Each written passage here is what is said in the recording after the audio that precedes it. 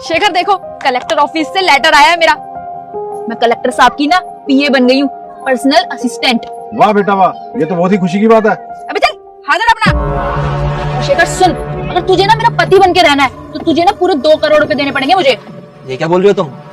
2 करोड़ रुपए?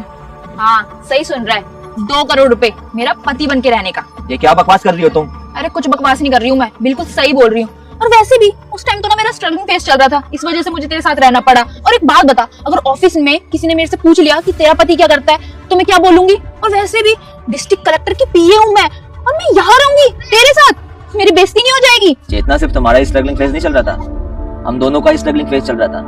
हम दोनों ही तैयारी कर लेते।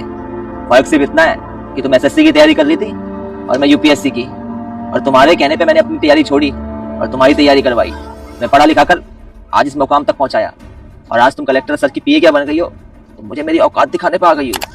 अब जो भी हो, देखो किस्मत भी बड़ी चीज है। अब मैंने तैयारी करी और तुम मेरे को तैयारी करवाने में लग गए, इसलिए तुम पीछे रह गए और मैं इतनी आगे निकल गई। और जब मैं इतनी आगे निकल ही गई हूँ तो मैं पीछे मुड़ के तुम्हें तो नहीं देखना चाहती। और अगर तुम्हारे पास नहीं है 2 करोड़ रुपए तो कोई बात नहीं, मैं तुम्हारे साथ नहीं रह सकती। अरे बहू तुझे क्या कर रही है?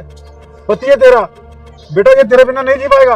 अरे इस बुढ़े को कोई समझाओ, जब पति पत्नी बात कर रहे होते ना तो बीच में नहीं बोलना चाहिए। अरे छोड़ना था तो छोड़ देती, ये 2 करोड़ रुपए का नाटक क्यों किया? ताकि मैं तुझे तेरी औकात दिखा सकूं। अब मैं तुझे छोड़ के ना ऐसे एक लड़के से शादी करूंगी जिसके पास बहुत पैसा होगा, ना कि मैं तेरे जैसे फटीचर के साथ रहूंगी। वाह, सही कहा था किसी ने कि एक मर्द जब कमाता है तो अपने पूरे परिवार के बारे में सोचता है, अपने परिवार की कामयाबी के बारे में सोचता है, और जब एक औरत कमाने पा जाती है तो खुद के बारे में सोचती है। आज तुमने बात साबित कर दी है। अरे बस अपनी बकवास ना बंद कर। और मुझे तेरी ना हुलिये से ही पता चल रहा है तेरे पास इतने पैसे होंगे ही नहीं, तो अब तो हमारी ना मुलाकात कोर्ट में ही होगी, और मुझे नहीं देखनी तुम दोनों की शक्ल।